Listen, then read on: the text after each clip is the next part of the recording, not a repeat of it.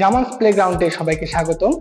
আজকে আমাদের বিষয় হলো শারীরিক শিক্ষার সবচেয়ে গুরুত্বপূর্ণ বিষয় ফুটবল খেলার ডাইরেক্ট ফ্রি কিক।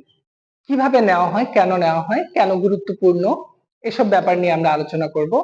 শুরুতেই আলোচনা করা যেতে পারে ডাইরেক্ট ফ্রি কিক কি গোল হয় কি হয় না।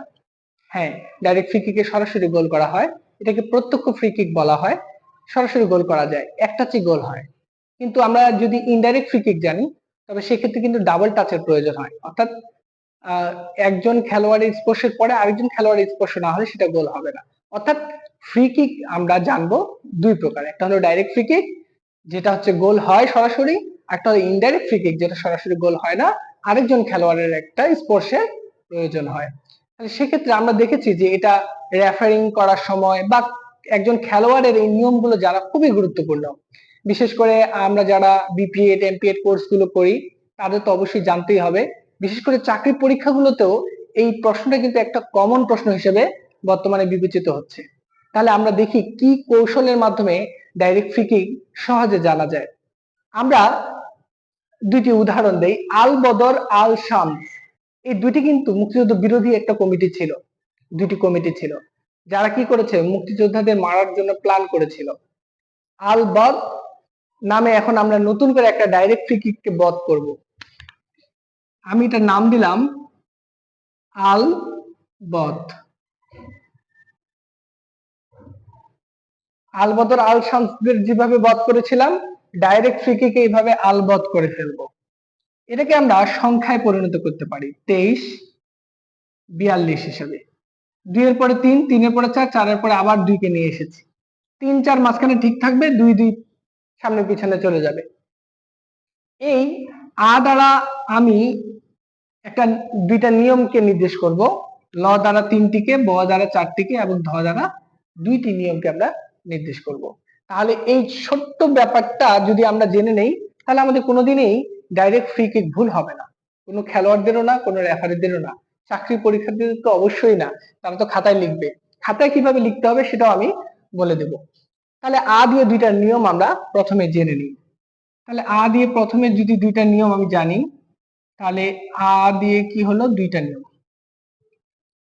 প্রথম নিয়মটা হচ্ছে বিপক্ষ দলে কোনো খেলোয়াড়কে আঘাত করা বা আঘাত করার চেষ্টা করা। আমি যা লিখবো তা যেমন করা ঠিক তেমনি চেষ্টা করা। তাহলে বাকিটা কিন্তু লিখছি না আমি। বিপক্ষ দলের কোনো খেলোয়াড়কে আঘাত করা বা আঘাত করার চেষ্টা করা, এটা 1 নম্বর পয়েন্ট। 2 নম্বর পয়েন্ট, বিপক্ষ দলে কোনো খেলোয়াড়কে আক্রমণ করা বা আক্রমণ করার চেষ্টা করা। তাহলে আ দিয়ে আমি দুইটা পয়েন্ট পেয়ে গেলাম। তাহলে আমি শুরু থেকে আবার একটু বলি, বিপক্ষ দলে কোনো খেলোয়াড়কে আঘাত করা বা আঘাত করার চেষ্টা করা, বিপক্ষ দলে কোনো খেলোয়াড়কে আক্রমণ করা বা আক্রমণ করার চেষ্টা করা যদি হয় তাহলে কি হবে, তাহলে হবে ডাইরেক্ট ফ্রি কিক বা প্রত্যক্ষ ফ্রি কিক। তাহলে এবার আ দিয়ে তো আমার দুটো হয়ে গেছে, এবার ল দিয়ে তাহলে 3টা নিয়ম শিখি। ল দিয়ে 3টা নিয়ম। প্রথম নিয়ম, বিপক্ষ দলে কোনো খেলোয়াড়ের উপর লাফিয়ে পড়া বা লাফিয়ে পড়ার চেষ্টা করা। তাহলে লাফিয়ে পড়া, লাফিয়ে পড়া বা লাফিয়ে পড়ার চেষ্টা করা।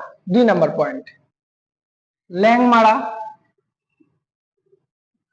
বিপক্ষ দলের খেলোয়াড়কে ল্যাং মারা, ল্যাং মারলে তো অবশ্যই এটা ফ্রি কিক হবে এবং সরাসরি গোল হবে। 3 নাম্বার, লাথি দেওয়া। সাধারণত হয় না, খুব খেলোয়াড়রা যখন খুব উগ্র হয়ে উঠে, খেলার শেষের দিকে যখন টান টান উত্তেজনা হয়ে যায়, খেলোয়াড়রা তখন আর হিতাহিত জ্ঞান মাঝে মাঝে রাখতে পারে না, ওই মানসিক দৌরাত্মটা রাখতে পারে না, দৃঢ়তাটা রাখতে পারে না। তখন তারা কি করে, অনেক সময় এই গরমের খেলার এই রেস অনুযায়ী অনেকে লাথি দিয়ে দেয়। তখন আমরা এটাকে, কিন্তু এটা রেড কার্ডও হতে পারে সিচুয়েশন অনুযায়ী, আবার রেড কার্ডও হতে পারে। তবে আমরা এটাকে কি হিসাবে এখন দেখছি, এটা হচ্ছে ডাইরেক্ট ফ্রি কিক দেওয়া হবে তার বিপক্ষে। তাহলে আমরা 3টি নিয়ম মোটামুটি শিখে গেলাম। লাফিয়ে পড়া বা লাফিয়ে পড়ার চেষ্টা করা, বিপক্ষ দলের খেলোয়াড়কে ল্যাং মারা, বিপক্ষ দলের খেলোয়াড়কে লাথি দেওয়া, 3টা। আচ্ছা, ল দিয়ে তাহলে শিখে গেলাম। এবার হলো ব দিয়ে। ব দিয়ে অনেকগুলো না, ব দিয়ে হলো 4টা। আচ্ছা, 4টাই শিখবো আমরা। 4টা, এই 4টা হচ্ছে, প্রথমটা যদি বলি, বল হাতে লাগানো। হাতে লাগানো, তবে এখানে ম্যান্ডেটরি ব্যাপার হচ্ছে ইচ্ছাকৃতভাবে। ইচ্ছাকৃতভাবে কোনো খেলোয়াড় যদি বল হাতে লাগায়, আমার শরীর রেঞ্জের বাইরে যদি হাত নিয়ে বল ইচ্ছাকৃতভাবে হাতে লাগে, তবে এখানে কি হবে? ডাইরেক্ট ফ্রি কিক হবে। আমরা অনেক সময় এটা নিয়ে কিন্তু অনেক সময় ঝগড়াও করি। স্থানীয় পর্যায়ে খেলাগুলোতে কিন্তু মারামারি পর্যায়ে পর্যন্ত হয়ে যায়, যে বল তো হাতে লেগেছে, বল হাতে লাগলেই কিন্তু হ্যান্ডবল নয়, ডাইরেক্ট ফ্রি কিক নয়। বল হাতে লাগানো যদি ইচ্ছাকৃত ভাবে হয় সেক্ষেত্রে, বা শরীরের বাইরে যদি হাতে লাগে সেক্ষেত্রে, শরীরের মধ্যে আমার হাত আছে, বল এখানে এসে লাগলো, তবে কিন্তু এটা হ্যান্ডবল হবে না। কিন্তু এ নিয়ে কিন্তু আমাদের অনেক অনেক ঝগড়া করতে হয়, কিন্তু রেফারিদের অবশ্যই এই ব্যাপারগুলো শক্তভাবে প্রতিহত করতে হবে। বল হাতে লাগানো। তারপর হচ্ছে বল নিয়ন্ত্রণ করতে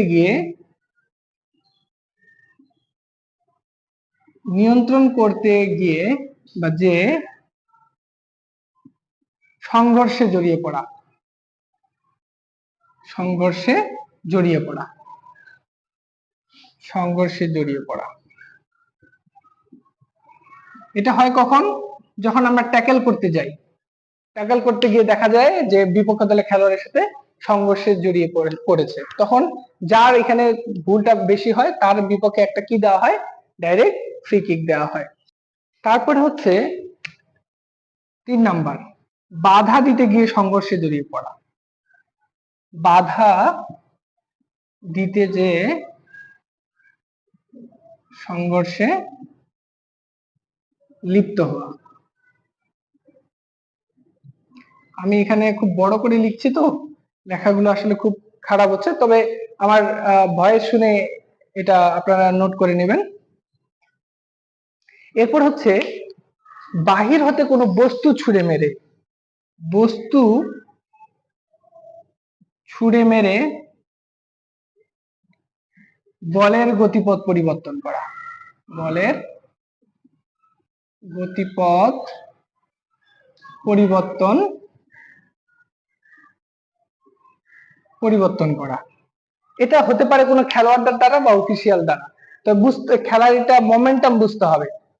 এবং যদি আমি কোনো বস্তু ছুঁড়ে মেরে বলের গতিপথটা পরিবর্তন করে দিই, খেলা চলছে এই সময় যদি বলের গতিপথটা আমি পরিবর্তন করে দিই, তাহলে আমার বিপক্ষে ওই জায়গাতে একটা কি দেওয়া হবে? ডাইরেক্ট ফ্রি কিক বা প্রত্যক্ষ ফ্রি কিক দেওয়া হবে। তাহলে আমরা আজকে ব দিয়ে 4টাও শিখে ফেললাম। এবার কিন্তু বধের ধ বাকি আছে। ধ হলো 2টি। তাহলে ধ 2টি কি কি? বিপক্ষ দলে কোনো খেলোয়াড়কে ধরে রাখা বা ধরে রাখার চেষ্টা করা। আমরা কিন্তু এটা দেখি সবসময় এই পেনাল্টি এরিয়ার মধ্যে কিন্তু বেশি দেখা যায় এটা। তখন আমরা সে দলের বিপক্ষে কিন্তু পেনাল্টি কিক দেওয়া হয়, আর ডি বক্সের বাইরে যদি রাখা হয় তবে এটা কি দেওয়া হয়? ফ্রি কিক দেওয়া হয়। ধরে রাখা। তারপর হচ্ছে ধাক্কা দেওয়া।